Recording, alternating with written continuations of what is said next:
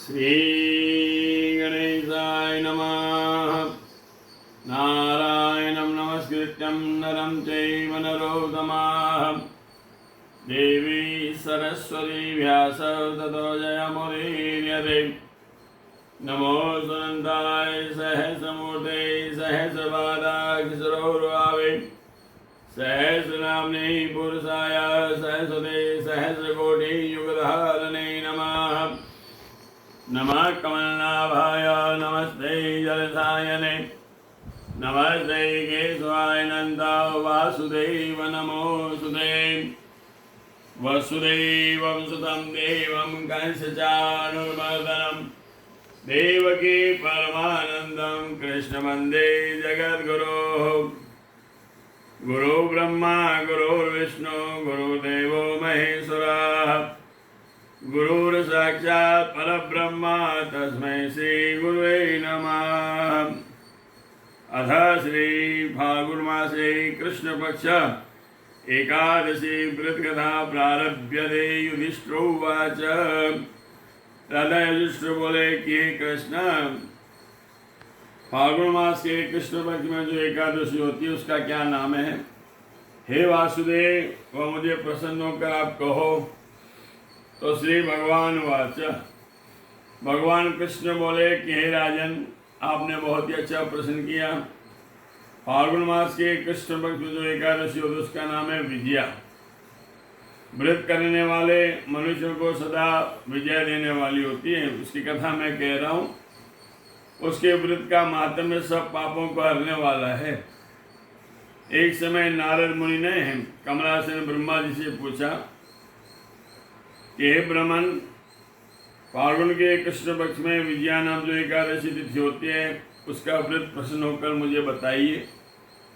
इस प्रकार नारद मुनि द्वारा पूछे जाने पर पितामह ब्रह्मा जी बोले कि हे पुत्र, हे नारद, सुनो, पापों को हरने वाली कथा मैं तुम्हें कह रहा हूँ, ध्यान लगा के तुम सुनो।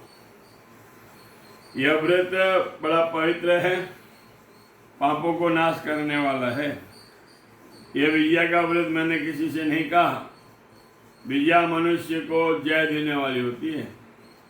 14 वर्ष के लिए श्री रामचंद्र जी तपोवन में गए। सीता लक्ष्मण समेत पंचवटी में निवास करने लगे। वहाँ बसते हुए महात्मा राम की सीताराम की पतस्विनी को स्त्री को रावण हर के ले गया। उस समय दुख से राम मोह से प्राप्त हुआ और भ्रमण करते उन्होंने मृत जटायु को भी देखा। वन में घूमते हुए कमंद राक्षस को मारा। यह सब रहस्य कर मृत्यु को प्राप्त हुआ। सुग्रीव के साथ रामचंद्र जी मित्रता हुई। रामचंद्र जी के लिए वानरी सेना इकट्ठी हुई। उसके बाद लंका में असुरवाटिका में हनुमान जी ने जानकी को देखा तो रामचंद्र जी की दी हुई अंगूठी सीता जी को दी। फिर वापस आकर रामचंद्र जी वहाँ का सब वृतांत बताया।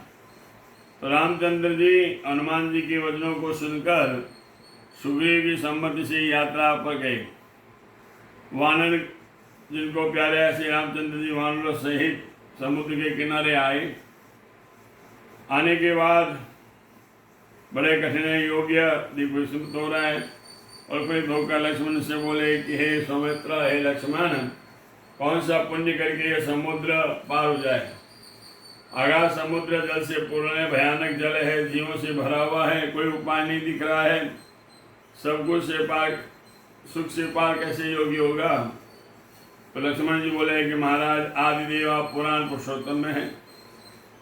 इस द्वीप के मध्य में वग्दाल्य ऋषि का आश्रम है। हे राघव, इस स्थान में जो कोष पर उसका आश्रम है। हे रघुनंदन, वह मुनि ने बहुत से ब्रह्माओं को देखा है। तो हे राजेंद्र, वहाँ जाके श्रेष्ठ मुनि से पूछिए। लक्ष्मण का यह वचन सुनकर रामचंद्र जी वग्दाल्य ऋषि मुनि के आश्रम में आए और दूसरे भगवान विष्णु समान बैठे मुनि को नमस्कार किया। मुनि राम पुरुषोत्तम जानकर बोले कि हे राम, तुम्हारा बहुत ही स्वागत है। रामचंद्र जी बोले, हे विप्र, आपके प्रसाद से, आपके दर्शन से राक्षस समेत लंका को जीतने के लिए मैं सेना से ही समुद्र के किनारे आया हूँ। आपकी अनुकूलता से जिस प्रकार समुद्र पार हो जाए। हे महामुनि, सो उपाय मुझे बताओ। अब सुनो। मुनि बोले कि हे रामचंद्र, सब व्रतों में उत्तम व्रत कह रहा हूँ, जिसके करने से शीघ्र तुम्हारी विजय होगी। राक्षस समय लंका को जीत कर तुम बड़ी कीर्ति पाओगे। एकाग्र मौनों का सुनो। फाल्गुन के कृष्ण पक्ष में विजया नाम जो एकादशी है, उसका व्रत करने से तुम्हारी हमेशा विजय होगी। निसंदेह मानस से हे समुद्र के पार उतर जाओगे। व्रत की विधि सुनो। दशमी का दिन जब आए तब सोने या चांदी का या तांबे का तो मिट्टी का एक कलश बनावे। जैसे बल पत्र शोभायमान उस कलश की स्थापना करें। उसके ऊपर भाव सोने नारायण मूर्ति स्थापित करें। एकादशी के दिन प्रातःकाल स्नान कर फिर चंद्रमाला आदि चढ़ाकर पूजा करें। सावधानी से उनका रखकर कलश की स्थापना करें। नारायण विशेष उसका पूजन करें। घंट पुष्पादि से पूजा करें। नैवेद्य आदि से पूजा करें। नारायण भगवान मूर्ति उसका भक्ति पूर्वक पूजा करें। उसी मूर्ति को आरात्रि में जागरण करें। द्वादशी ने सूर्य उदय होने पर कुंभ को लेकर नदी में जावे।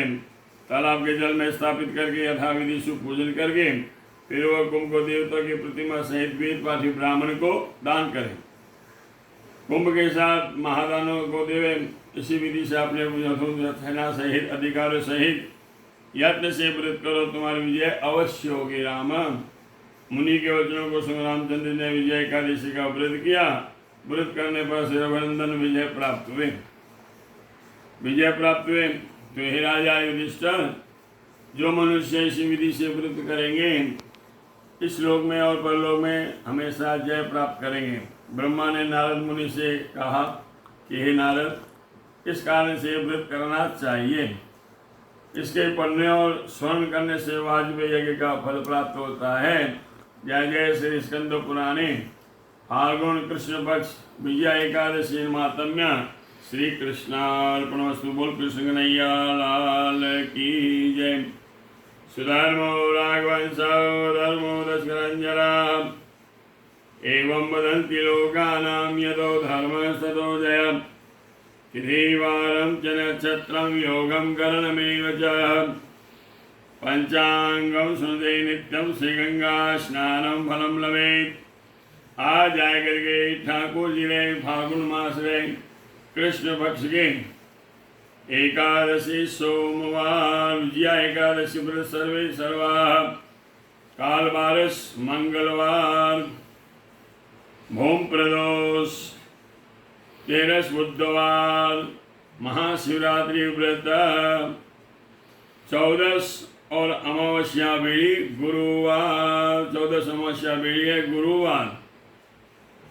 चंद्र दर्शन और बाबेर बीज है शनिवार। मंगलम भगवान विष्णु मंगलम गरुड़ध्वजा मंगलम पुंडरीकाक्ष मंगलाय स्तनहरि। बोल कृष्ण कन्हैया लाल की जय। पंडित कमल व्यास चेन्नई सुसवरा। जय श्री कृष्ण।